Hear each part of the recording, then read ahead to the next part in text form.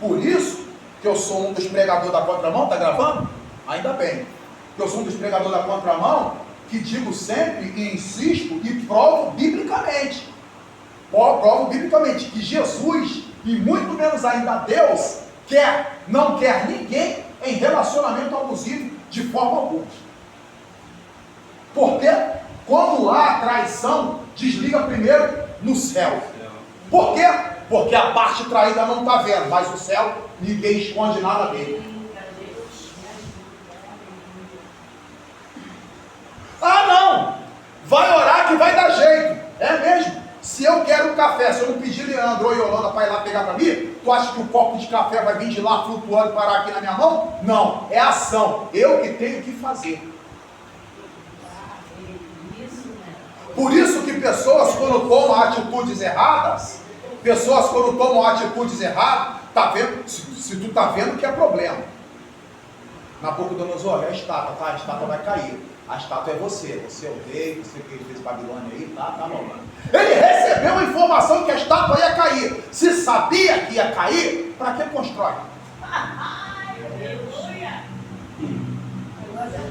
Por isso que ele fala assim, ó: edifico a minha igreja e as portas do inferno, exato, não prevalecerão contra ela. O inferno foi preparado para o diabo e os seus anjos. Quem morre hoje vai para o lugar de tormento. O inferno não foi inaugurado.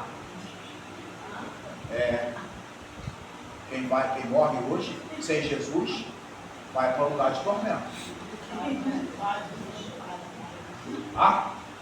Hades, Seol, Tártaro, são níveis do inferno.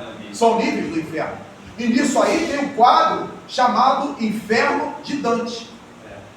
E você olha aqui nas partes mais baixas do Inferno de Dante, estão as pessoas de terno, gravata e colarinho branco. Claro que os nossos políticos vão estar, a maioria lá. Eu falei para ela, mentira.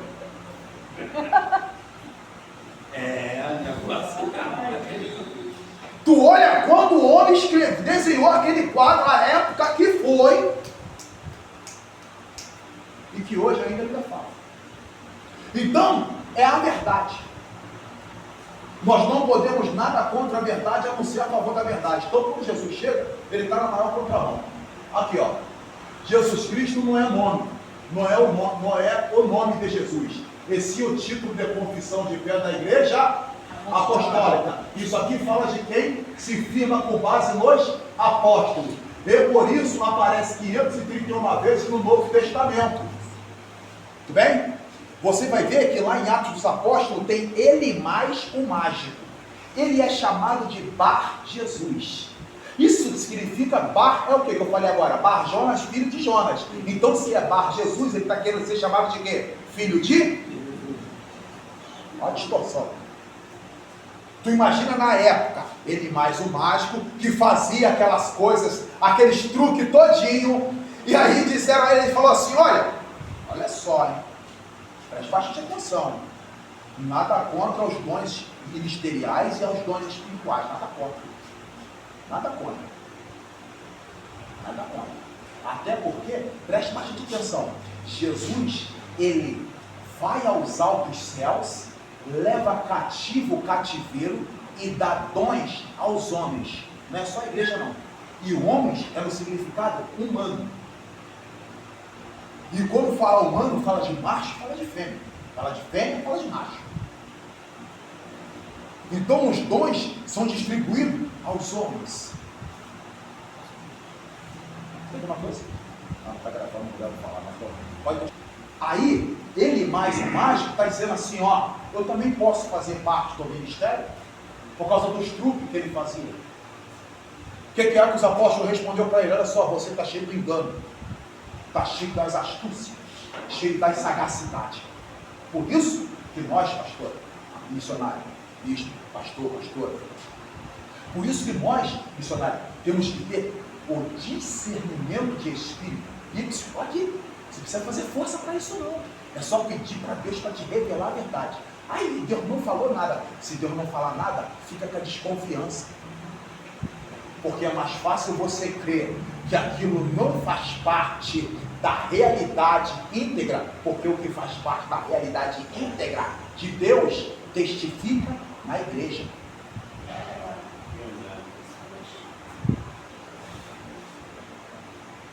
Pessoas que vão embora em rebelião nunca foram cristãos, porque quem é cristão não faz ato de feiticeiro.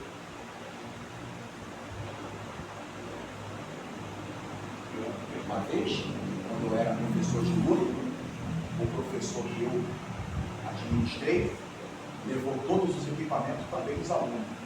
Nem medo de eu ir contra ele teve. Sabe por quê? Porque isso acontece para experimentar você, para saber se você é crente ou se você vai sair no braço.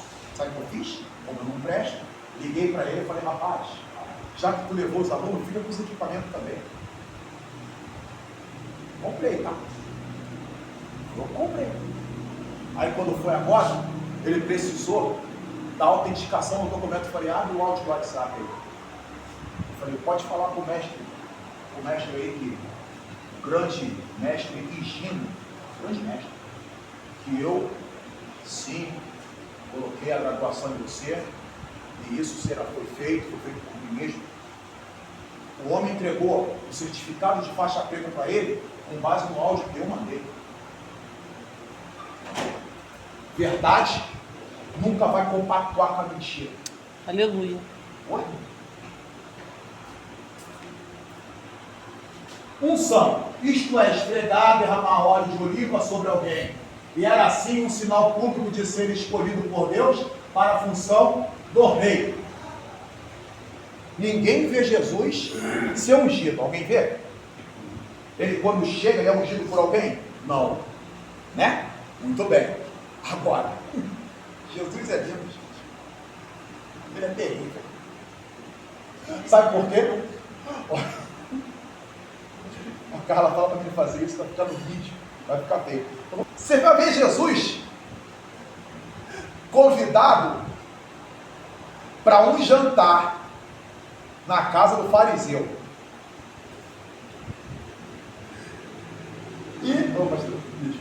E Jesus, quando é convidado, ele vai. Ele toma lugar à mesa. Está na Bíblia. E nisso aí, entenda que na casa do fariseu tem um guarda lá na frente, não entra qualquer um, tá? Só que o texto me diz que entrou uma prostituta lá dentro. Aí ela entra com um vaso de alabastro cheio de unguento. Aí ela começa a beijar os pés de Jesus, regar com lágrima e enxugar com cabelo. E vocês têm cabelo, eu não tenho. Vocês sabem que o cabelo não enxuga nada. Ela está limpando os pés do mestre, beijando, lavando, regando com lágrima, esfregando com o cabelo. Por fim, ela pega o unguento, ela abre o vaso de bálsamo, que tinha um lacre, abriu, acabou, e derrama o bálsamo. Aí, bicho, aí o fariseu fala assim: não é o Cristo, não é profeta. Se fosse profeta, saberia quem está lhe beijando os pés, saberia quem está lhe tocando, porque é pecadora. Jesus, como não perde tempo,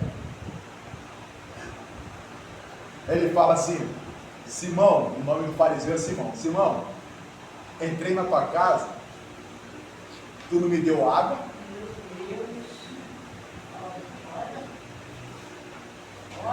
não me salvou com o Espírito Santo,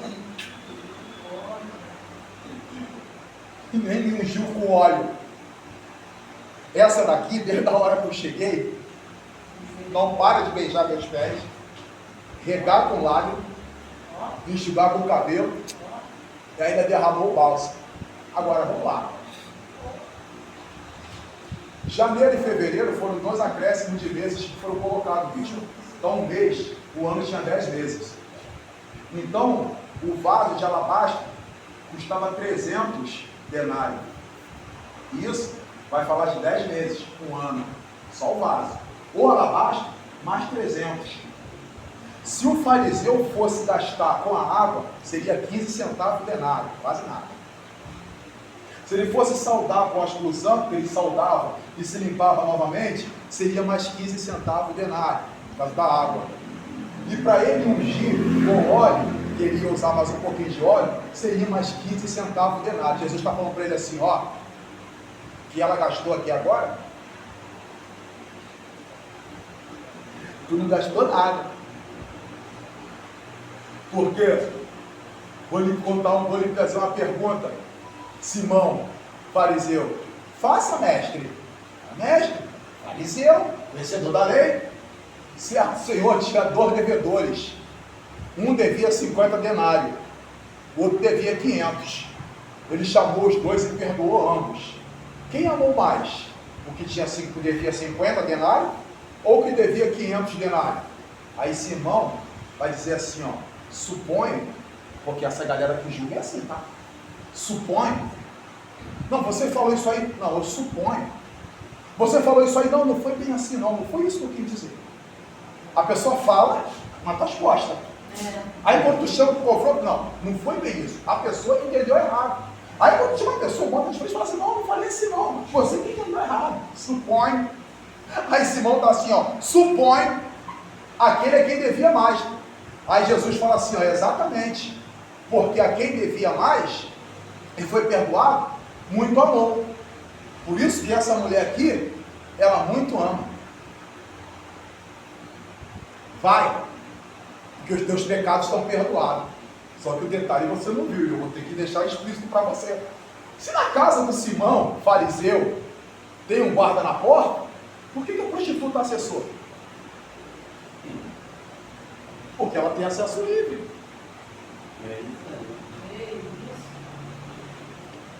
Já era hábil. Quem muito julga, sem ser juiz, é o mesmo que bota um guarda na tua porta e na porta dele. Na tua porta para ele te julgar, mas na porta dele, deixa passar a prostituta. E ela já até sabia o caminho certinho. Sangue de Jesus. Na casa de Marta e Maria, irmãs de Lázaro, Jesus quando chega, agora é na outra ocasião. E nessa ocasião agora, Marta está de prontidão, pronta para servir, mas está de prontidão, ouvindo o que o mestre vai falar. E aí Maria vai, sabe o quê? Unge os pés dele, unge a cabeça dele. Porque na casa de quem verdadeiramente te ama, você vai e você recebe unção. Então, na outra ocasião, Marta estava ocupada com os afazeres, porque servir também era uma boa ação, mas o momento ali ela dá a palavra, a gente entende, mas no momento da unção, ela está lá prontinha. Quando uma unge, a outra está pronta para servir. E quem serve, serve. E quem não serve para nada mesmo. Só para causar confusão, só para causar tumulto, só para causar desgosto, só para causar desagrado, só para tacar veneno, só para envenenar o povo, só para fazer coisa que não presta, só para fazer o que não deve. A Efésios 4, 27, não dê lugar ao diabo, está escrito. O termo tornou-se ligado a um conjunto de expectativa relacionada ao futuro de Israel, que se concentrara na vinda de um novo rei como Davi. O ápice dessa expectativa dá período da ocupação romana, quando os sentimentos racionalistas tornaram-se ligados à expectativa messiânica. Sobe a página para a gente, por favor, meu filho. Aqui, ó. Nova luz em cada expectativa, designando qualquer palestino do século I como o ungido. Seria fazer a afirmação poderosa e profundamente evocativa da importância de tal pessoa. Ou seja, esse Jesus, que não foi ungido por ninguém, mas pelo Espírito Santo, quando ele chega e ninguém viu ele ser ungido por esse cara, irmão, filho de Maria, filho de José, carpinteiro. Não há condição de ter estudado em boa escola, não há condição de nada. Como é que sabe todas essas coisas se não estudou? Aí vai entrar a questão. Porque alguém que vai usar o pressuposto, o bispo vai dizer assim, ó, estudar para quê? Porque Jesus não estudou. É engraçado eles falar isso, porque parece que eles nasceram igual Jesus, em concepção pelo Espírito Santo, não teve ação nem semente humana nenhuma. E a pessoa fala com a ideia de que eu não preciso estudar porque Jesus não estudou. Ele não estudou, mas ele sabe. Por quê? Ainda antes que houvesse dia, ele é. E não há quem possa tirar da minha mão. Operando eu, quem impedirá? E a pessoa vai e repete isso com a ideia de assim, eu não vou, não preciso não. Ainda tem aqueles que dizem assim, ó, teologia esfria o crente. Top. Essa galera é top. Tá bom. Então tá. Entretanto, parece que uma boa hipótese pode ser defendida fundamentando-se na sugestão da plausibilidade dos quatro seguintes afirmação. Letra A. Jesus era considerado por alguns daqueles que eram atraídos por ele como potencial libertador. Libertador político. Político que reuniria o seu povo para acabar com o domínio romano. Letra B. Jesus nunca permitiu que seus seguidores o descrevessem como o que quer dizer em hebraico Mashiach, quer dizer o quê? Ungido.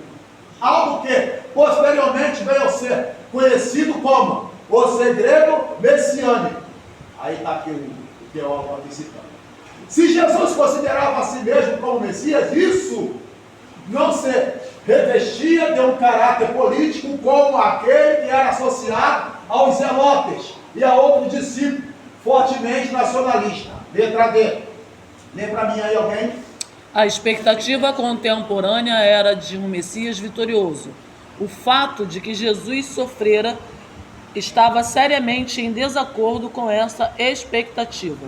Se Jesus era o Messias, ele não era o tipo de Messias que o povo está esperando. O povo está esperando qual Messias? Sentado num trono, vindo num grande cavalo. Cavalo de fogo. Grande sinal. Aí ele chega montado numa jumentinha. Só que tem um probleminha. Ele fala assim, ó, vai em tal lugar e pega um jumentinho, um jumentinho que nunca foi montado. Ah, irmão. Eita, Jesus, que isso? Filhão. Bispo, não dá. Por que não dá? Se tu tentar montar um jumento que ele nunca foi montado, meu irmão, se ele não te jogar no chão, ele vai pular e vai se virar de cabeça para baixo. A força que ele tem. É impossível. É impossível. Morde cadela, braço, e morde com vontade, morde com raiva. Não dá para montar um jumento que nunca foi montado. Só que o jumento, ele reconhece. Esse aí, ele é senhor. Tem jumento, a jumenta reconhece. Mas tem gente que não reconhece. Até o jumento reconhece. Parece até a mula que Balaão estava. Ela reconheceu quando era o anjo. E Balaão está batendo. Porque geralmente essa galera olha sempre para o que entra na salva.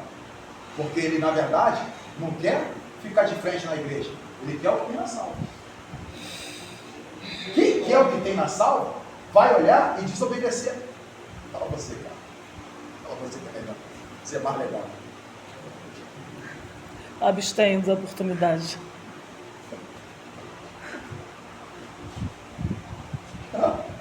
Porque quem está de olho no que tem na salva, desobedece a liderança. Com a ideia de desestabilizar a liderança para ele poder tomar o lugar. Aí, se a liderança estiver estabilizada, quem sai são eles. Aí daqui a pouco está abrindo um negócio dizendo assim, ó, isso aqui é igreja, tá? Mas não, é negócio. História. Deixa quieto. Isso Isso aí é coisa de... Onde que a gente parou, minha filha? Lê pra gente onde a gente parou. Lê pra gente aí onde a gente parou. Então, qual é o significado do termo para que possamos compreender a importância de Jesus? O termo sugere que Jesus deve ser considerado o cumprimento das clássicas expectativas judaicas, lançando os fundamentos para o entendimento de uma comunidade entre o judaísmo e o cristianismo. Essa questão era importante na Palestina no século I e o é ainda hoje para as relações judaico-cristãs. Agora, os teólogos da igreja voltam-se para situar Jesus no panorama da humanidade e da divindade, de relacionar a igreja a Israel ou o cristianismo ao judaísmo. Nesta busca, vários outros títulos, deixa eu descer aqui, criptológicos surgem no Novo Testamento. Um dos mais importantes termos a ser discutido ser o Filho de Deus, para o qual nos voltamos agora. Agora, vamos lá. O nome Filho de Deus foi verdadeiramente aplicado no Velho Testamento ao povo, letra A, ao povo de Israel. Então, são filhos de Deus, porque é o povo de Israel. Letra B, os oficiais de Israel, especialmente prometido rei da casa de Davi. Letra C, há anjos. Cheguei aqui. Há anjos. Veio os filhos de Deus, não é assim? Veio os filhos de Deus, correto? E veio também Satanás. É assim ou não é? Satanás também é anjo. Certo? Beleza? Aí as pessoas perguntam, o que Satanás foi fazer lá? Não é que ele não tenha acesso ao céu. O anjo, ele tem acesso ao local designado para eles. E o local designado para eles é onde eles vão e Deus vai ouvir ou vai ver o que eles estão apresentando. Tanto que Satanás vai apresentar acusação. E os anjos de Deus vão apresentar o quê? As boas ações. Muito bem? Só que no livro de Jó, eles não tinham a ideia de Satanás ainda. Era uma coisa totalmente nova, desconhecida. Porque esse sheik do Antigo Testamento, ele é alguém que tinha uma condição muito boa e ele não tem o conhecimento de quem é. Eles não têm conhecimento de quem é Satanás. Então o termo, quando entra filhos de Deus, lá em Jó 1,6, 2,1, 38,7, aonde vem também Satanás, está especificamente atrelado a isso. Mas Deus deu permissão a Satanás para tocar nas coisas de Jó. Segura aí, mamãe, que lá vai pedrada. Segura aí, mamãe, que lá vai pedrada. Sim, por quê? Porque Jó fazia sacrifício pelos filhos, o que não se tinha que fazer. Porque cada um tinha que sacrificar por si mesmo. Tanto que quando a prova vem sobre Jó, ele perde primeiro o quê? Os filhos e as filhas. Tudo que ele tem, vai lá e toca. Mas não toca na vida dele. Não tocou na vida, mas a saúde dele.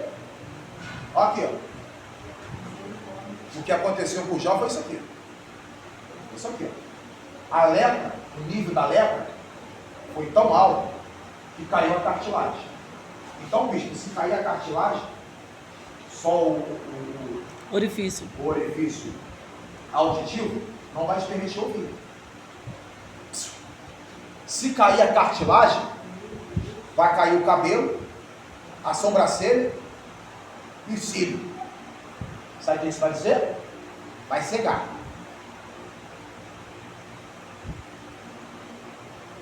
A lepra tomou conta de toda a pele. Isso quer dizer o quê? Que ele perdeu o tato. Caiu a cartilagem, eu falei. Ele perdeu? Se ele perde, então aqui é o quê? Qual o sentido aqui? Olfato, porque ele vai sentir o cheiro. Quando perde o olfato, perde o paladar. Certo. Para não ficar só nisso, ele sentou nas cinzas, cinza quer dizer lixo. Porque deu elefantias e largou as pernas dele. Perna grossa, arduz. Não é só na tibia e perone não, é até em cima. A ideia era que ele iria morrer. Calma. Porque a mulher dele disse assim, ó.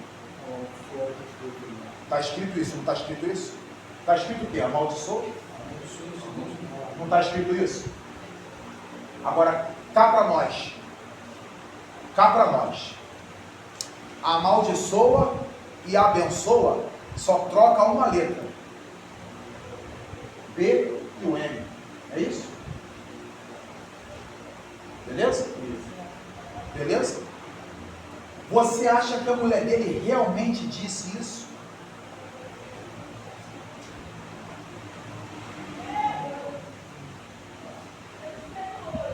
Como falas uma louca, Jó falou, aceitasse o bem de Deus, o mal não quer você aceitar?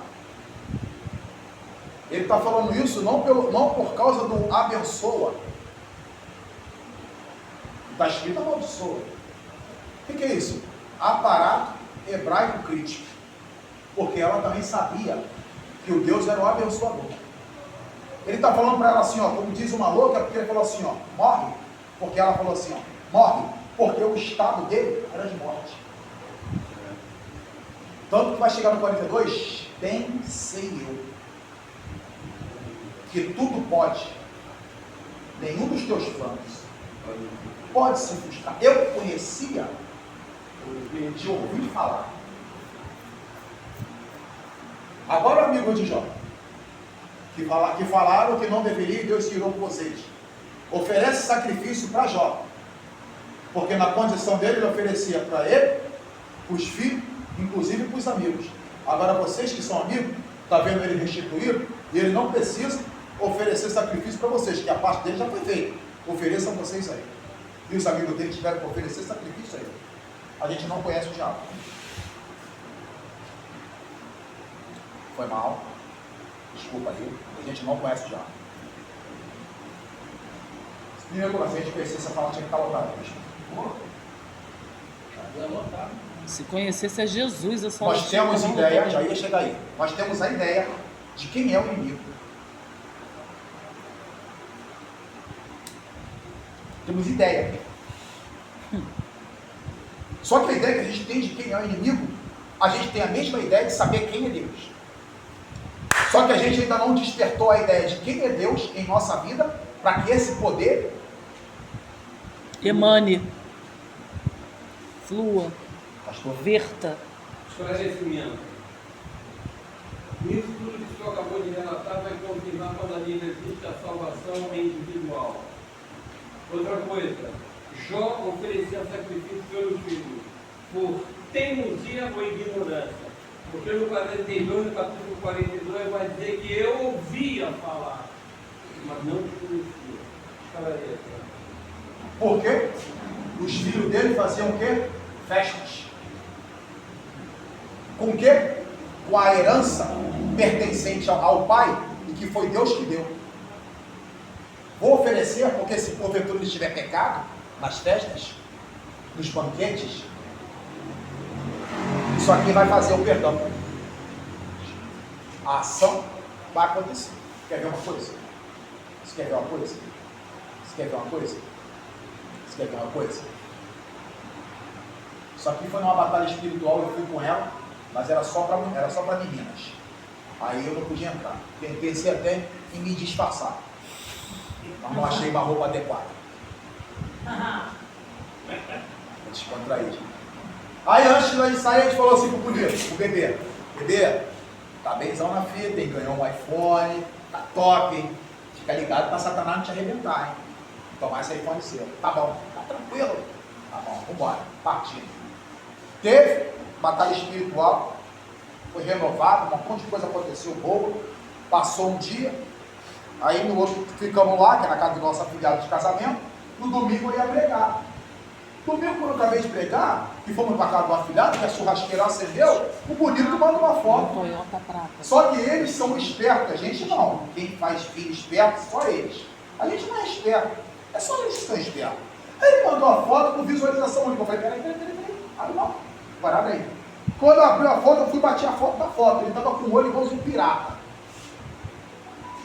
Aí ele disse que ele caiu de moto. Eu já caí de bicicleta. A única parte que não acertou foi o olho. Adianta ela estar na batalha espiritual orando por mim e por ele, se ele não fez a parte dele?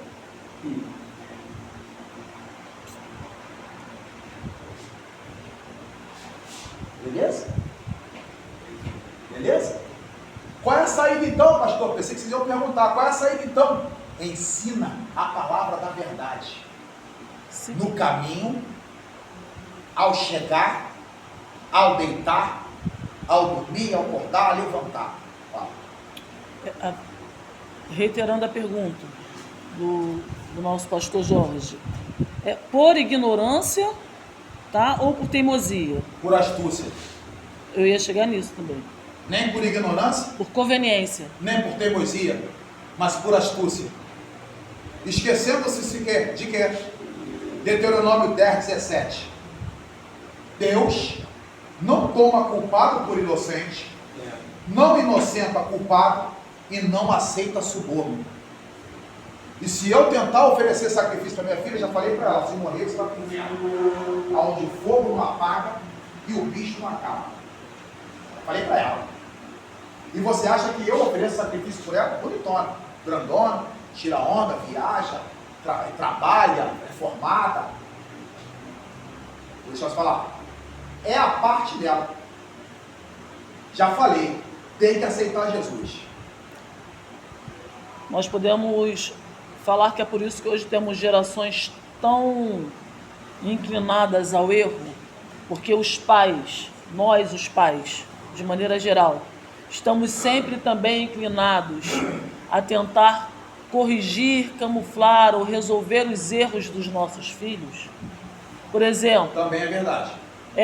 foi lá, pegou o negócio do coleguinha, em vez de pegar o filho quando é pequenininho, fazer devolver, que nem os nossos pais faziam, a gente vai lá e devolve, para não constranger o pupilo. Aí a criança cresce e já não pegou mais a borrachinha do coleguinha, já pegou um negócio no mercado. Aí a mãe vai lá, em vez de pegar a criança, levar no mercado, fazer devolver, vai lá, paga, pede desculpa pro dono do mercado e fica por isso mesmo. Não bota a criancinha para pensar nem no banquinho do pensamento. Não pega aquilo que ele pegou e dá uma estacada na cabeça dele, porque agora é crime, né? Não pode você pegar e corrigir o teu filho, porque liga pro 100. Aí o moleque cresce mais um pouco e assalta um banco. Aí, em vez de deixar ele lá cumprir a pena, ai, tadinho do meu filho, eu vou lá pagar o advogado. Para tirar ele, antes que ele seja tratado, antes que ele seja doutrinado. Assim, eu estou usando isso como exemplo porque a gente está dentro de uma comunidade, é o que mais a gente vê acontecer. Mas tem outras situações. Então, os pais, eles têm sempre o hábito de se sacrificar de alguma forma para que dentro dos erros dos filhos não haja uma punição. No caso nosso aqui, humano, mas a gente tem que lembrar que há a punição da parte de Deus. Seria essa a vertente? Seria essa, porque na verdade isso aí está em nós. A gente muitas das vezes quer fazer a obra do Espírito Santo e nós não somos o Espírito Santo. Agradeço a minha oportunidade. Então, dentro da resolução de ser pai e ser mãe, claro que a mãe ela tem o cordão umbilical cortado fisicamente, mas não espiritualmente. As mamães que estão aqui. Beleza? Então, por esse caminho aí. Na realidade, o João pensava que estava sendo astuto, porque as consequências vieram mais. Ele sabia que tinha consequência. Por quê? Jó é do tempo bíblico de Gênesis. E o que aconteceu com Caim, o que aconteceu no Jardim do Éden, já estava registrado em umas tabuinhas. Beleza? Beleza? Ninguém é inocente. Por quê? Quando Gênesis capítulo 4, versículo 23, e aqui começou a se aclamar e a se buscar ao nome do Senhor. Já estavam buscando ao nome do Senhor. Mas todos, cada um, tinha que fazer a sua parte. E tudo é por diligência. Porque quem oferece a oferta primeiro é Caim e Abel, quem oferta primeiro é Caim. E Abel também vai lá e faz a oferta. E olhando por nessa ótica, parece que Caim está mais correto, que ele ofereceu primeiro. mas não é quem faz primeiro, é quem faz direito. Certo? Então aqui é a questão dos anjos. Em angelologia a gente vai entrar mais a fundo. Letra D, pessoas piedosas em geral. Tá? Em Israel o nome adquiriu o significado teocrático. No Novo Testamento vemos Jesus apropriando-se do nome e outros também atribuem a ele o nome que é aplicado a Jesus em 4 sentidos diferentes, nem sempre mantido em distinção na Escritura, mas às vezes combinado o nome que lhe é aplicado. Letra A, no sentido oficial ou messiânico, mas como uma descrição do ofício que da natureza de Cristo, o Messias pode ser chamado Filho de Deus, como herdeiro e representante de Deus. Pois, vem para mim, na apostila aí, os demônios evidentemente, entenderam no sentido messiânico o nome cômodo para aplicarem a Jesus. Parece ter sido esse também o sentido em Mateus 24:36 e Marcos 13:31, mesmo o nome, como proferido pela voz, na ocasião do batismo de Jesus e quando da sua transfiguração. Mateus 3:17. Ok, no monte da transfiguração, no batismo de Jesus acontece com voz. Esse é o meu filho amado, ou seja, Deus chamou de filho todos aqueles que se achegam, mas Jesus é o filho amado. Por isso que por causa de Jesus, o Senhor nos transporta da potestade das trevas para a maravilhosa luz do Filho do seu amor. Beleza?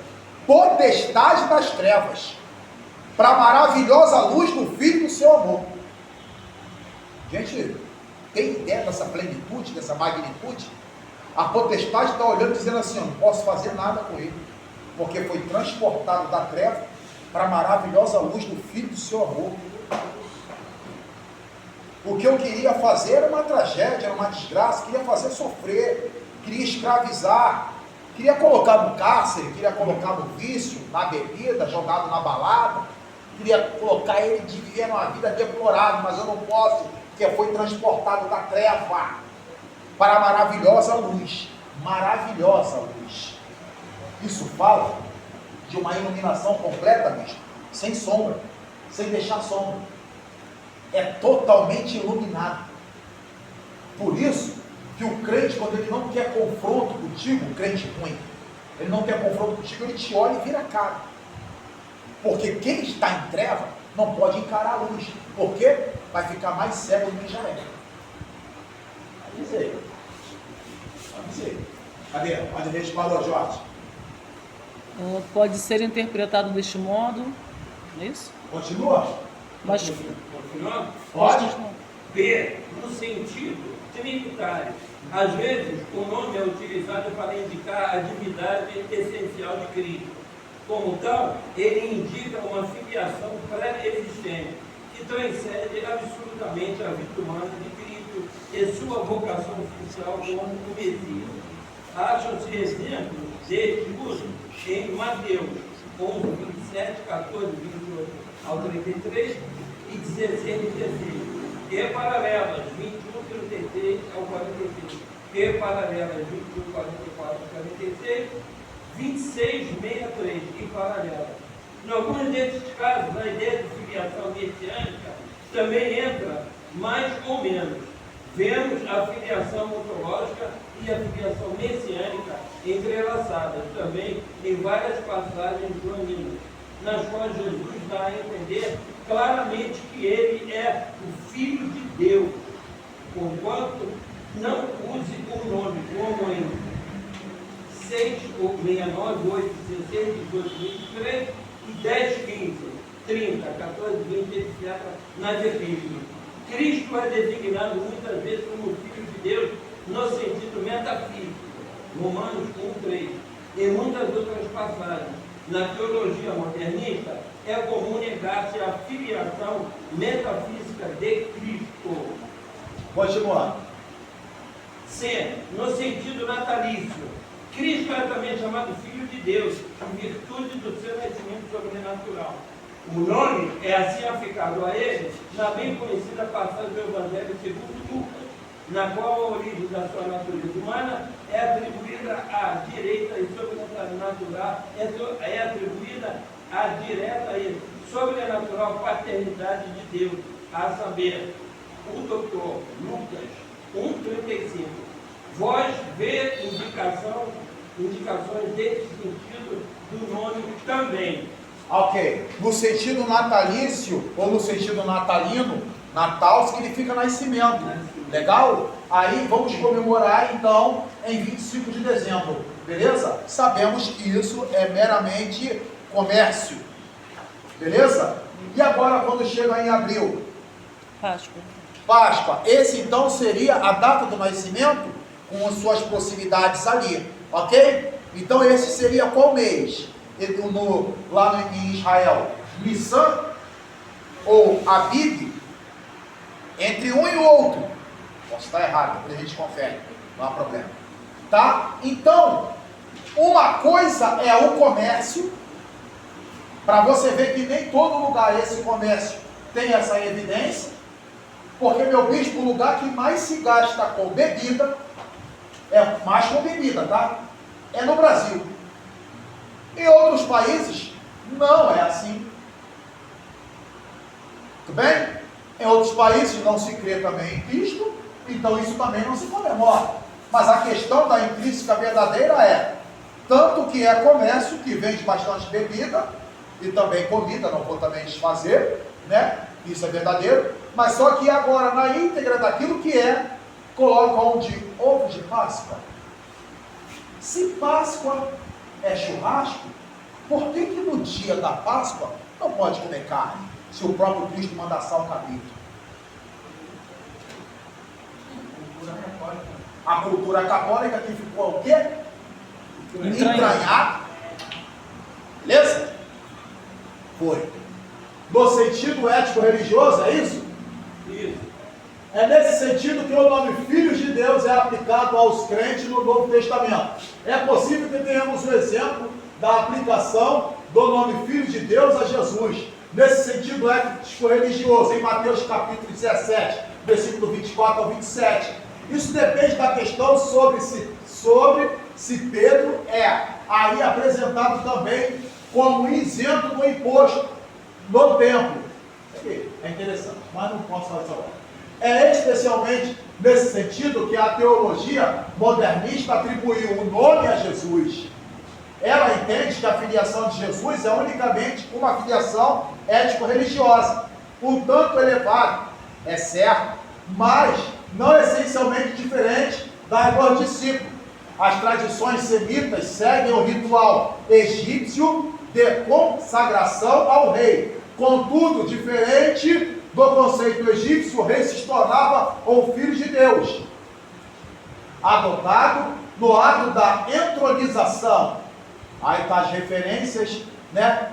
Que assim se auto-identifica, não estando numa situação de entronização, estaria alegando ser igual a Deus.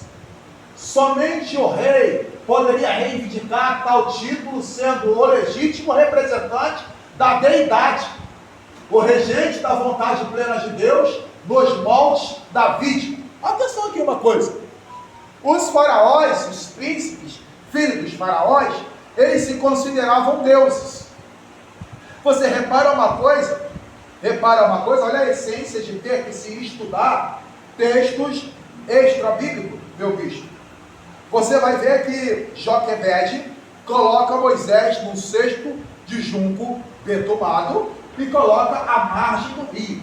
Repare, a margem é na beira, o rio é no meio. Na margem é uma coisa, no meio é outra. Porque sabia-se que a filha de Faraó, que foi a que herdou o trono, e ninguém fala disso. Porque para falar, você tem que cavar. Para você cavar, você tem que saber qual é o material que você vai. Então, você vai usar o historiador Roland de Vaux, ou então Samuel Schultz. No demais, ainda, você vai ter o Herbert Doni, que vai falar de Instituto de Israel, e História de Israel. Esses 3 autores falam sobre isso. Então ele vai deixar claro para você que aquela moça que está lá se banhando, e isso é o quê? É um eufemismo. O que é isso? Isso é amaciar o texto. Por quê? A princesa, filha do rei, não poderia se banhar fora do palácio, bicho. Porque seria algo estrondosamente escandaloso. Então, essa princesa que está lá se banhando, Hatshepsut, é a faraó que herda o trono quando eles são esmagados no Mar Vermelho. Essa é a primeira e quase que única faraó mulher do Egito. E ela está lá fazendo, pastora Aparecida, um ritual religioso. E quem conhecia isso era Miriam e Joquebede. Miriam é irmã de Moisés, Joquebede é a mãe de Moisés. Tanto é que Joquebede coloca o junco na margem e Miriam fica à parte para ver o que vai se suceder. Por quê, bispo? Na condição de chegar até a princesa primeiro, a condição delas sendo mulheres, já que Joquebede amamentava e Miriam não, porque era mais nova, qual é a condição de uma mulher que amamenta correr, chegar primeiro de uma mulher que não está amamentando? Porque é o peso. Sim ou não? Vocês que são meninas? Sim ou não? Sim. Tanto que quando a filha de Faraó fala para a serva dela assim, vai lá ver que aquilo lá pega atrás para mim. Quando pega e traz, ela olha e fala a mesma coisa que a mãe. É muito formoso. E aí chega Miriam. E é filho de uma das hebreias. Quer que eu veja uma que está amamentando para dar de mamar? Vai chamar. O texto vai falando que ela vai chamar, só que Joquebede já está chegando. Joquebede já está chegando. E essa trama, porque isso é coisa de mulher. Mulher usa a cabeça para caramba. É engraçado que mulher tem meio quadrilhão de neurônio. O homem tem 1 quadrilhão de neurônio. Mas parece que a gente só usa 1.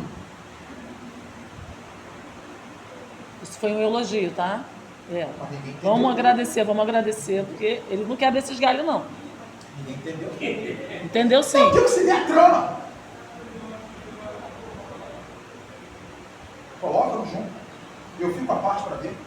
Porque ela vai estar lá. Quando ela pegar, aí eu corro na frente. Porque a princesa não tem filho. Pega. Tá. Você vai cuidar dele então no palácio. Eu ainda vou te pagar para isso. Logo você vê que Miriam e Joquebede são nomes hebraicos. Sifra e Puá são nomes egípcios. Quando se ouvir essa trama, bicho, o senhor tem que perceber que Sifra e Puá, que trabalha com o Egito, elas recebem esse nome porque elas agora são servas do Egito. Que é certo, quem vai servir ao Egito, de Faraó, quem vai servir, muda o nome. Qual o nome de José no Egito? Qual o nome de José no Egito? Era José? Safenate. Paneia. Safenate Paneia. E você está o tempo todo olhando para Miriam e Joquebede, achando que elas não são Sifra e Puá, as parteiras?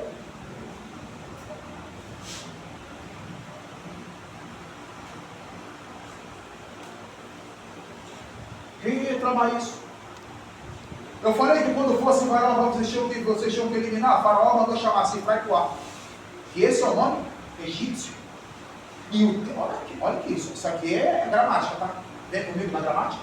O texto fala, bicho, que elas são parteiras, missionárias, das hebreias. Não é que elas têm que fazer o parto das hebreias, elas são hebreias. Ajuda. Torá. E interpretação da Torá. Isso é de Torá, né? Estuda da razão para dar solução à causa. Que o advogado ele vai entrar para ganhar.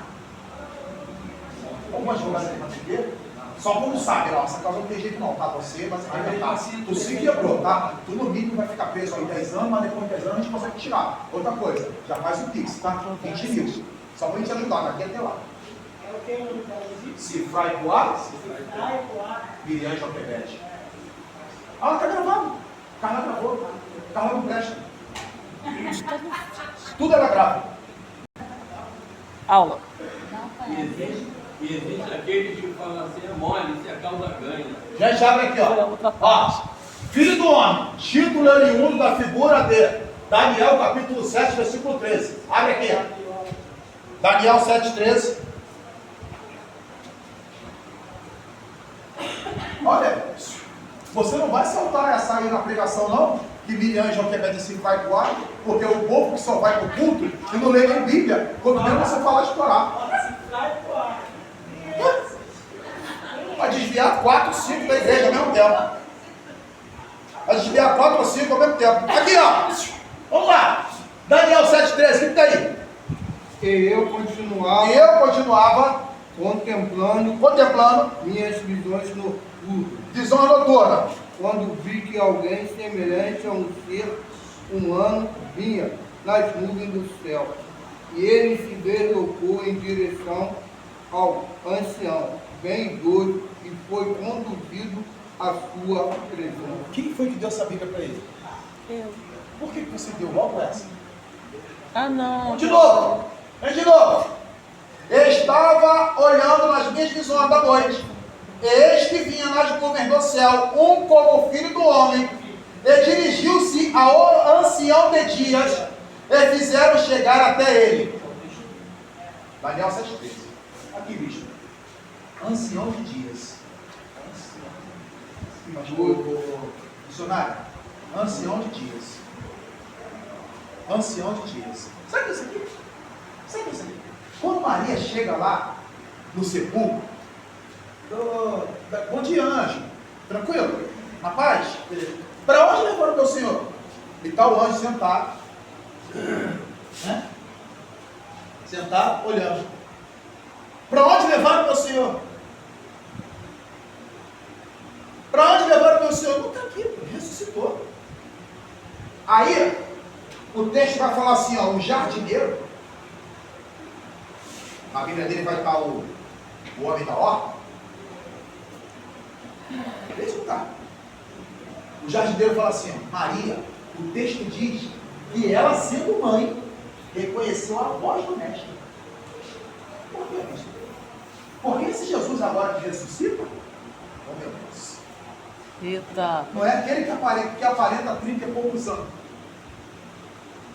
Ele é o ancião de dias.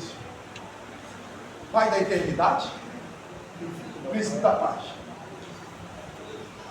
Você percebe que esse profeta aqui está tendo essa visão sem saber. Vamos de novo? Vamos de novo no texto comigo? Estava eu olhando na minha visão da noite, isso aqui quer dizer sonho, tá? Visão noturna, visão da noite, quer dizer sonho. Eis que vinha nas nuvens do céu como o filho do homem. E dirigiu-se ao ancião de dias, e o fizeram chegar até ele.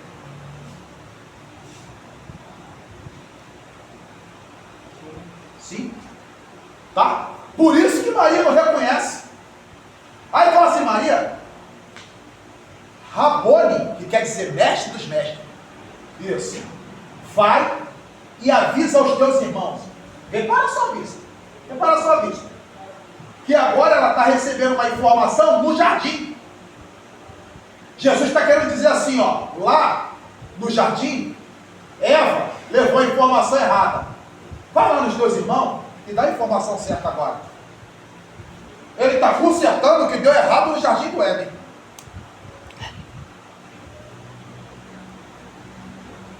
Aí ela vai, sendo que antes de Maria chegar, viu Pedro e o discípulo que Jesus amava. Hã? João. Não. Está Pedro, está João e o discípulo que Jesus amava, Lázaro.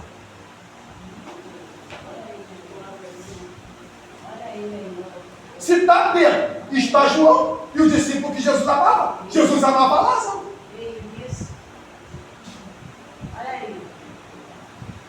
Jesus ressuscita ressuscita Lázaro no quarto dia, porque no terceiro dia já estourou os intestinos. E quando o intestino estoura nas axilas inferiores, que são as de baixo, vai acontecer o quê? Vai dar 2 bolhas em cada perna roxa, dizendo, sabe o quê? Que o ácido já se transformou em gussano, e gussano é aquele negócio que você chama de tapuru, que é super nutritivo. Passo. E Yolanda tem nojo. Jesus vai agora e fala assim, ó, vai para o caminho de Emaús. E aí Jesus vai também. Os discípulos que desceram primeiro estão caminhando e Jesus chega perto deles. Sabe por quê? Para ele chegar agora, ele não precisa correr, ele não precisa andar, porque o corpo dele está sobre glória. Ainda não foi glorificado, porque para ser glorificado ele tem que chegar no céu. Mas o corpo dele está sobre glória, cheio da glória. Aí ele para junto com o discípulo e vai falando da palavra de Deus com ele. E os discípulos, inclusive o que Jesus chamava, não reconhecem. Porque agora não é mais o Jesus de 30, é o ancião de dias.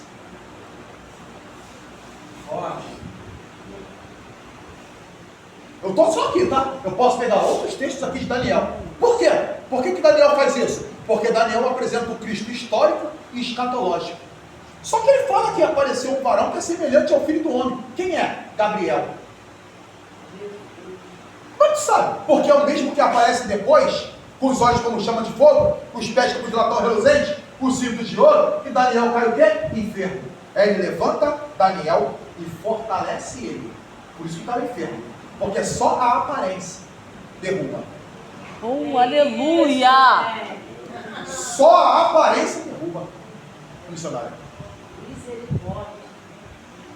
Terrível, né? Cuja imagem humana representa o próprio povo de Deus. Aí vai Daniel 7, 18 e 27. Como governo humanizador de Deus, é uma humanização que está em contraste com o reino divino dos governantes bestiais. Essa questão aqui, eu estou bem aguçado, que tem que falar de Apocalipse hoje. Bicho, a besta que está aqui submergiu do mar, a besta que submergiu do mar, e a besta que submergiu da terra. Aí tem a besta, o anticristo e o falso profeta. O que submerge do mar é povo. O que submerge da terra também é povo. Só que a água do mar, ela pode até dar aparência de limpeza, mas ela não limpa, porque ela tem muito sódio, muito sal, muito iodo. E onde tem muito iodo, não tem aquela limpeza feita pela água pura e cristalina. Belezinha? Diferente da água doce, certo? Certo. A besta que submergiu da terra, que também é povo. Então, o que submergiu da água, ele faz o quê? O contexto espiritual do engano. Porque é água, parece que vai matar a sede, mas água salgada não mata a sede. Não limpa e não purifica. Purifica muito. E a besta que submergiu da terra é o quê? É o que vai ser juntamente governante, que vai fazer o quê? Ajudando a enganar o povo. Então, na terra, na água, vem o espiritual. Na terra, vem o político. Você já viu Satanás operar em tanto lugar como opera na política, gente? Verdade. Mentira minha? Verdade. Tá? Então, a besta, o anticristo e o falso profeta, eles fazem o quê? Fazem com que as multidões obedeçam, tanto de uma maneira espiritual, quanto de outra. Espiritual fala de engano, porque a água é salgada. Submergiu? Está aqui. Interpretação? Já te ouviu assim?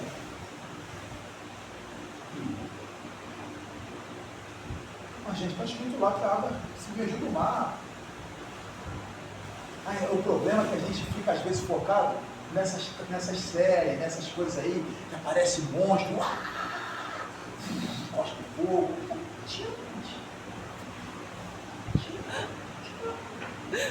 Por que ele faz isso? Por que ele não? Ele vai te apresentar. Ele vai te apresentar dessa maneira. Por causa de quê? Anticristo, onde eu falei? Anticristo o quê? Governo bestiário. Por causa da besta. Tá? Então eu te apresento aqui em Daniel capítulo 7. Isso aqui deu maior pano tomando, a informação é bacana. Aqui em informação tá não. E eu não sabe. Aqui é prático usado já. Ela não quer que eu fale isso.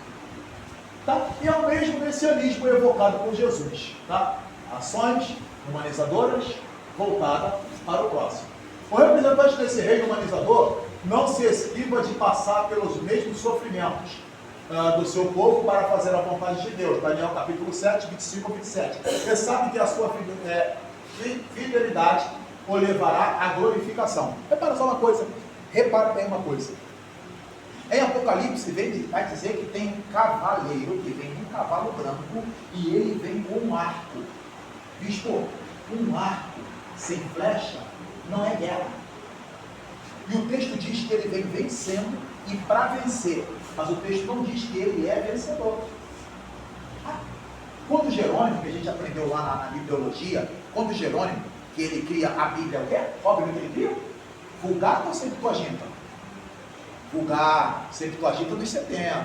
Quando ele cria a Vulgata, ele vai fazer a transliteração do hebraico para o latim. E sabe o que é bem legal? Que você vai encontrar lá em Apocalipse, que está escrito assim, ó. E o número da besta é 666. Não é isso que está escrito, gente? Não é isso que está escrito? Só que quando tu pega a Vulgata e vai transliterar isso, para a língua portuguesa você vai encontrar 166. Por que isso? Porque não pode ser e não deve ser 666. Por que não deve ser? Porque é um que governa sobre os outros. Não é uma tríade. E também não é uma trindade. Eu expliquei a diferença de tríade para trindade. Se eu orar e disser em nome do Pai, do Filho e do Espírito Santo, eu estou falando de tríade. Quando eu falo em nome do Pai, Filho e Espírito Santo, Filho e Espírito Santo, eu estou falando de trindade. Então, o anticristo ele vai governar sobre a besta e sobre o falso profeta. É um sobre os outros. Mas está escrito 666. Mas se você cavar, igual eu estou te ajudando, tu descobre. Agora eu pergunto também a você se faz sentido ser cada um fazendo o que quer. Porque uma tríade, cada um faz o que quer, beleza? Não pode ser uma tríade. Show? Show? Show? Estava lá no centro de recuperação, tinha um moço que pregava, tudo qualquer lugar. Rapaz, até legalzinho, tinha jeito. Eu acho que ainda tem. E aí eu perguntei para ele assim, você sabe quem foi Zorobabel? Ele falou, não. Salatiel? Não. Jeremias? Não, Jeremias eu sei, você sabe por quê? Não, porque está na Bíblia, você já leu o livro? Não, por isso você não sabe. Você prega, mas tu não conhece.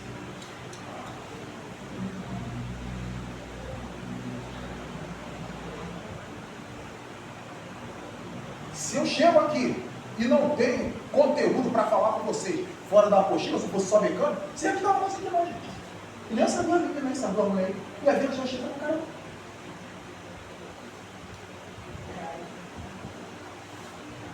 Elas já fizeram profeta maior, profeta menor, já fizeram. Essa aí elas já eliminaram. Fora as outras. Tantas outras, angelologia, tantas outras coisas que a gente já estudou lá. Certo assim? Então tá. Este é o messiânico evocado por Jesus, tá? Já lembra. Representante, também já lembra. Vai embora. Ai, caramba. Tem uma setinha aí. Eu tô vendo a seta tá me vendo, só que a pessoa tem problema, você sabe. Vamos lá. Aí tá bom. Título utilizado pelas comunidades apocalípticas e por isso evitado e quase não usado pelos grupos políticos da época de Jesus. Está lá, João 12:34. Profeta. O profeta é alguém capacitado pelo Espírito para ter a visão profunda da vida e a partir deste discernimento divino fala a mensagem de Deus para o momento presente, impactando a sua audiência com vias de construir um futuro desejado por Deus. Passou. Viu? Aí, a expressão do hebraico aibim, que significa chamado por Deus, no grego, o que é isso aqui, cara? Prof. Tá. Por diante de Profime. falar, beleza? Isto é, alguém que fala diante de Deus, em nome de Deus. Jesus assim foi reconhecido, falando de Deus, diante de Deus, falando que Deus queria que ele falasse. O profeta não era messiânico, mas o rei era profeta, já que era um representante de Deus. Aqui chegou, ó, Kyrios. Vai. Só um pouquinho. Isso. Kyrios. Adjetivo é o significado de ter poder, autoridade, senhor, mestre, dono, amo, proprietário, correspondente aos termos hebraicos Adonai e Baal. A expressão grega, você tem aqui Adonai, Elohim, Adonai, Elohim, Kadosh. É assim? É assim, não é? Adonai, Elohim, Kadosh. Tá? Só que quando você fala Kadosh, você vai usar o Kaf solitário no início. E isso vai falar de santo, somente santo. Quando você fala de Deus, que é o Espírito Santo, aí é Ruach Kadosh, ou Ruach HaKodesh. Beleza? Muito bom. Tá? Então, o respondente, o nome Senhor é aplicado a Deus na Septuaginta, que é a versão 270, Septu. O Antigo Testamento traduzido do hebraico para o grego no lugar do nome sagrado Yahvé. Aqui, bispo, você tem o Re, Vav, Re. Você não vai ler, bispo, o Y. É Re, Vav, Re. E Yahvé. Você respira Deus. Mas quem não crê, respira mesmo não crendo. Não depende dele. Não depende de quem não crê, depende de que ele é. Tá? Como equivalente a Jeová. Como tradução de Adonai. Como versão de um título honorífico aplicado a Deus, principalmente Adon. Tá? Vai, só pra gente aqui. O Testamento, vemos a aplicação da Tríplice. De novo, toda hora aí. Aqui, bebê. Aqui, bebê. Pronto. Poxa. Eu posso chamar ela de bebê, tá? Leandro não liga não. Vocês não chamem não. É bebê no sentido de que só faz besteira, entendeu? Eu sei disso. O Velho Testamento. Como uma forma polida e respeitosa de tratamento. Como, letra B. Como expressão de posse, autoridade, sem nada implicar quanto ao caráter e autoridade divina a de Cristo. Letra C. Lê pra gente aí, minha filha. Com a máxima conotação de autoridade, a expressão de um caráter exaltado e, de fato, praticamente equivalendo ao nome Deus, em Mateus, tá aí as referências. Tudo certo? Em alguns casos é difícil determinar a conotação exata do título. Indubitavelmente, depois da exaltação de Cristo, o nome era geralmente aplicado a ele no sentido mais exaltado. Mas há exemplos do seu uso mesmo antes da ressurreição, onde evidentemente já se alcançara o valor especificamente divino do título, como em Mateus 7,22, Lucas 5,8, João 20, 28. Há grande diferença de opinião entre os estudiosos com respeito à origem e desenvolvimento deste título, em sua aplicação a Jesus. A despeito de tudo quanto foi antecipado, em contraposição, não há razão para não acreditar que o uso do termo, quando aplicado a Jesus, tem suas raízes no Velho Testamento. Há um elemento constante na história do conceito em foco, o elemento de posse com autoridade.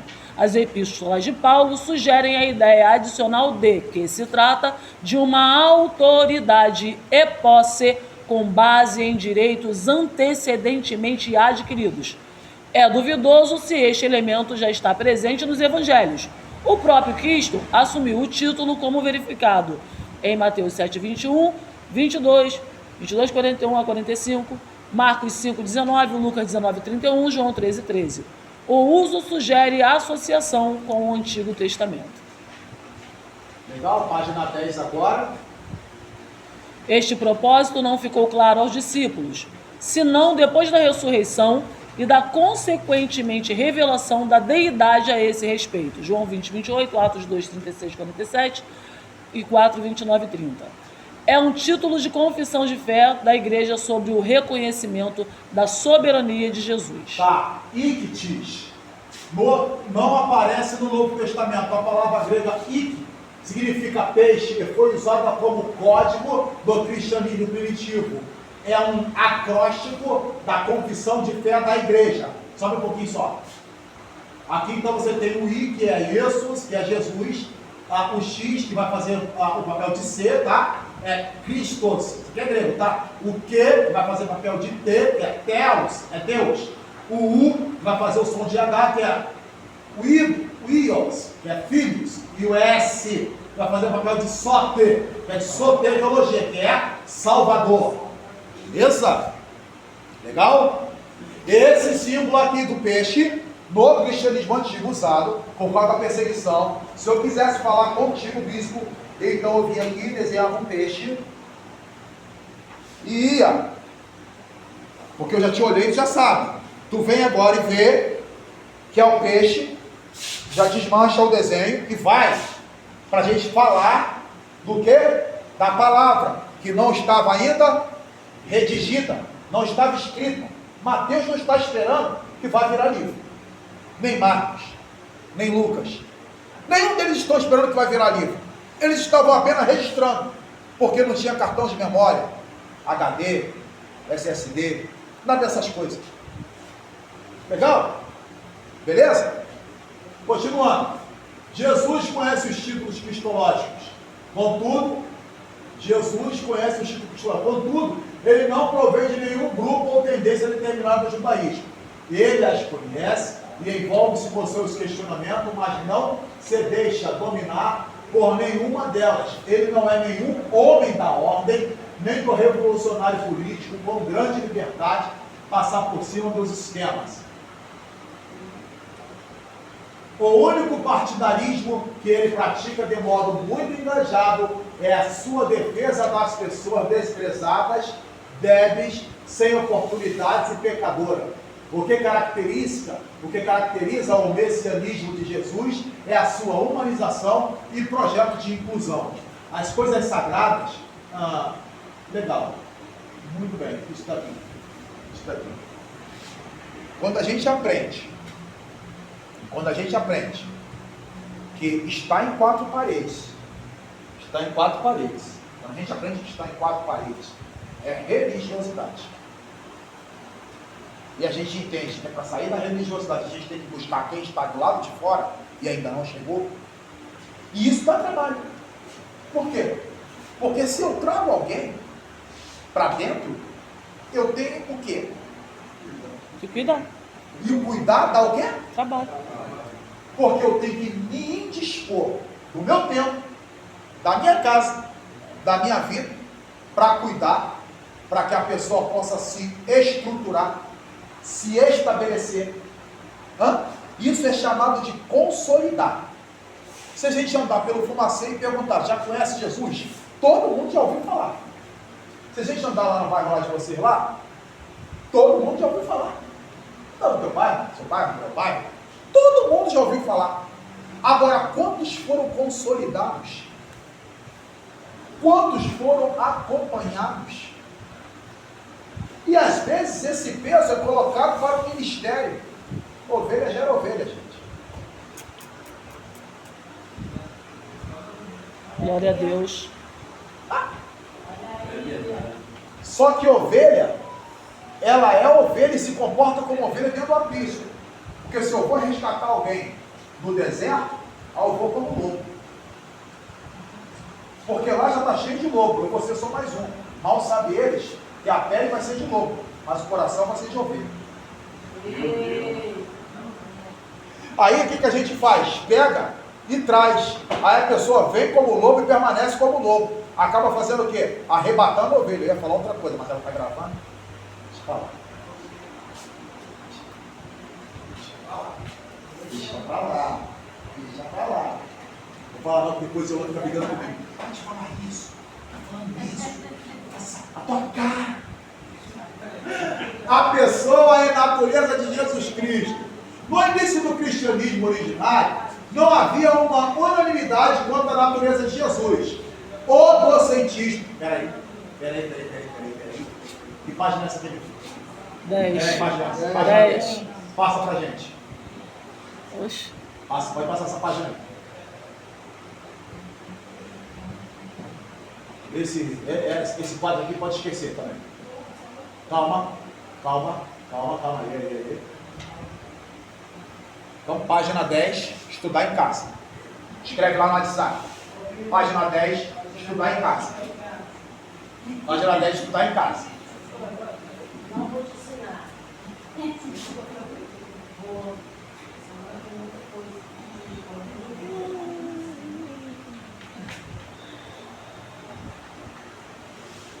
Essa página aqui é qual? 11. Página 11, estudar em casa. Isso. 12. Calma. Aqui é a 12 ainda? É. Tópico 3.2, continuação da 11.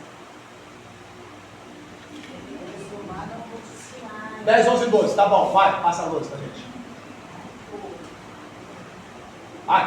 Aqui. Página 13 agora, vamos estudar aqui. 10, 11 e 12 para estudar em casa. Escreve aí no WhatsApp aí. Nos escritos de João e Paulo, tem-se visto que é impossível negar que tanto João como Paulo ensinam a divindade de Cristo. No Evangelho segundo João, acha-se o mais elevado conceito da pessoa de Cristo, como se vê nas seguintes passagens. João capítulo 1, versículo 1, vai lá. João capítulo 1, versículo 1.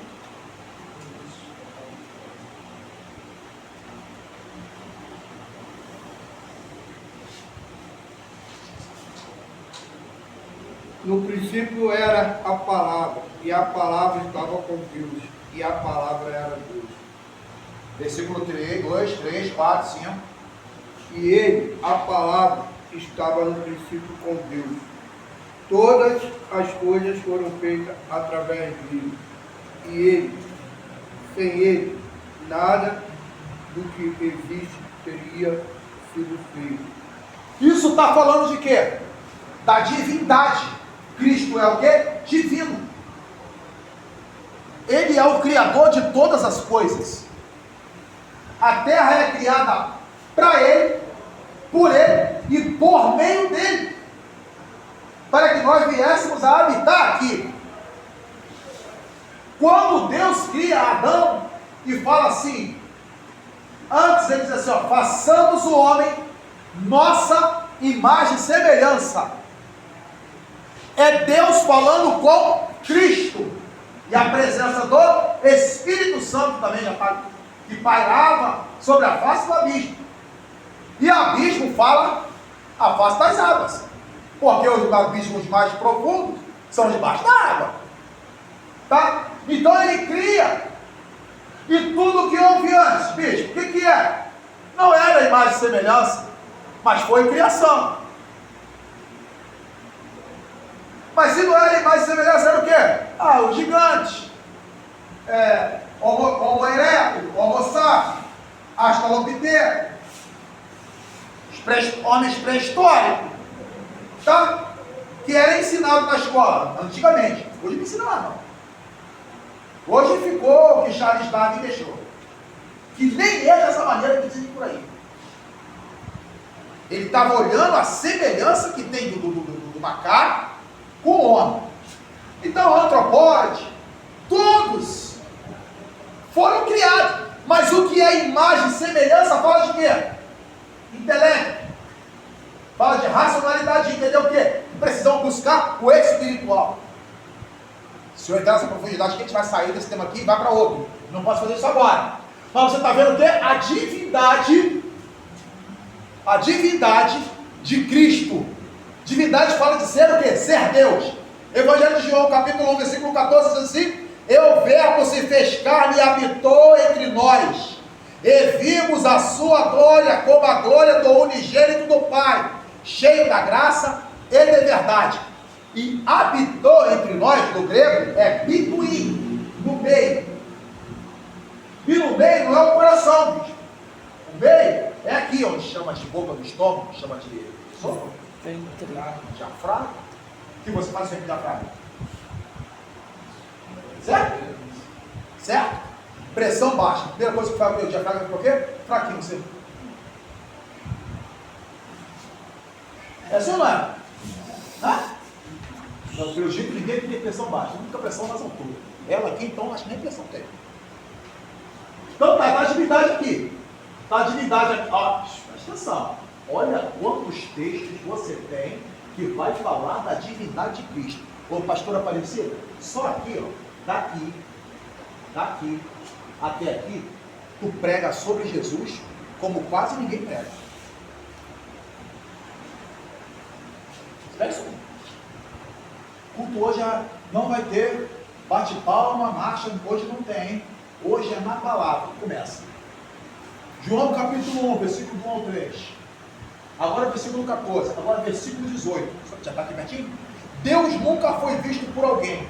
O Filho unigênito que está no seio do Pai, esse o revelou. Jesus é a revelação de Deus. É impossível eu ter comunhão com a igreja sem ter comunhão com o meu irmão.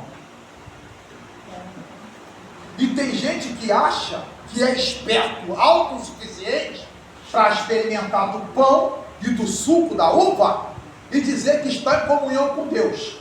Mal sabe ele que Deus sabe que ele não está em comunhão, e o que ele fez eu vou mostrar para vocês, que são a liderança, que estão em comunhão, mas eles não estão nada, e que eles estão mesmo com comunhão com as trevas. Porque quem está na luz, anda com quem na luz está, e luz tem comunhão com a luz, porque não há diferença de luz para luz.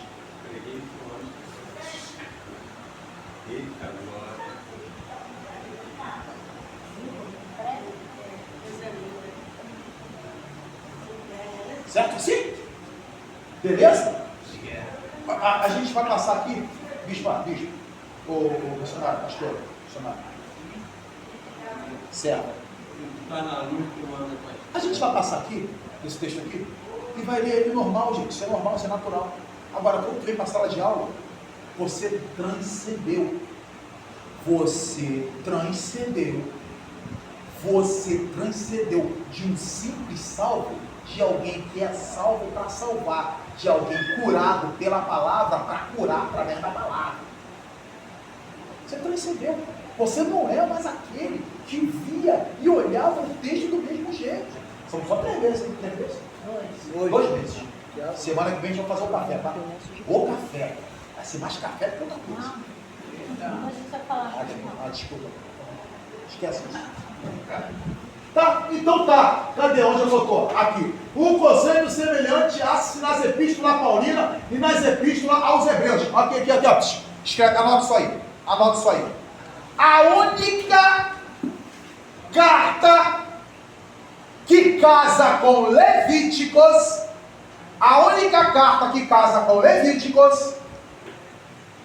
é Hebreus.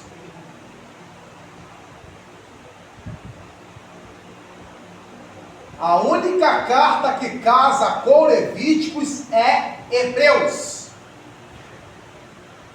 Por quê?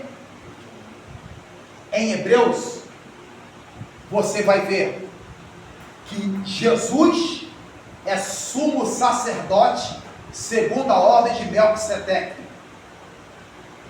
Você vai ver que Jesus, ele é o sacerdote que oferece o sacrifício de uma vez por todas, e não como os homens que são falhos, que necessitam de oferecer sacrifício hoje, amanhã e depois, por ele e para a sua família. Mas ele, Jesus, ele oferece de uma vez por todas. O sacrifício que ele ofereceu serve para amanhã, para quem estiver aqui. O sacrifício que ele fez. E aí em Levítico você vê que tudo é com base na lei. Tudo é com base na lei, sacrifício. Vai sacrificar para isso, vai sacrificar para aquilo. Se for pobre, vai sacrificar uma pombinha. Se for pobre, vai sacrificar uma rolinha, que é um pombinho menor. Se for mais abastado, vai sacrificar cabrito. Se for mais assim, vai sacrificar com boi. Esse carreando naquele tempo, ia sacrificar com boi. Isso é muito abastado. Quem é muito abastado? Levanta a mão. Levanta a mão. Levanta a mão. Levanta a mão. Levanta a mão. Levanta a mão.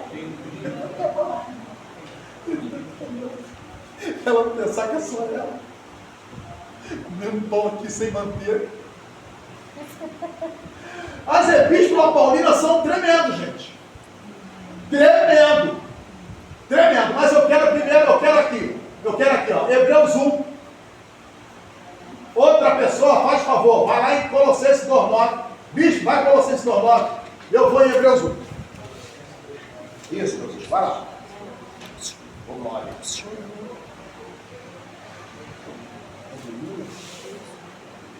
Nome da padaria. Hebreus 1. Antigo.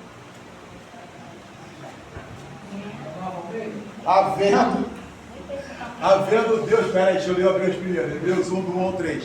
Havendo Deus antigamente falado muitas das vezes, de muitas maneiras, aos pais, pelos profetas, a nós falou nesses últimos dias pelo Filho, a quem constitui herdeiro de tudo, por quem fez também o mundo. Meu Deus do céu. Você está vendo aqui o que ele está falando? Ele fez o mundo. Quando fala mundo, isso aqui quer dizer o universo, tá?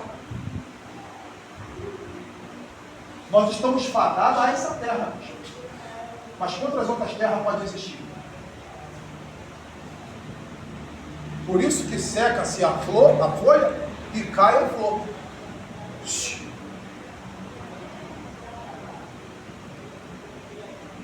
A qual, versículo 3, o qual sendo o resplendor da sua glória, Jesus é resplendor da glória de Deus, e a expressa imagem da sua pessoa, sustentando todas as coisas pela palavra do seu poder, havendo feito por si mesmo a purificação dos nossos pecados, assentou-se à destra da majestade nas alturas.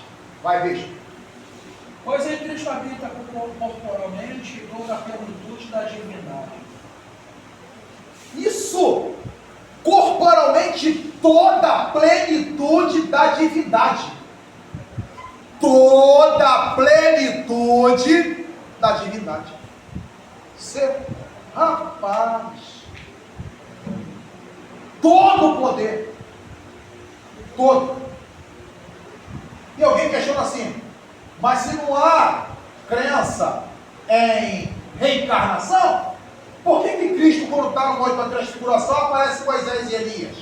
Ele é Deus de vivo e não de morto. E quem morre em Deus, automaticamente em Cristo está, porque Deus e Cristo é o Pai e o Filho, e o Pai e o Filho são um. Logo, quem morre neles não morreu, mas ressuscitou na eternidade. Por isso eles são Deus de vivo e não de morto.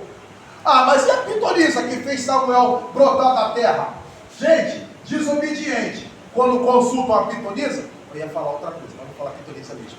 Quando consulta a pitonisa, vai trazer o que ele quer, porque quem busca o engano, enganado será.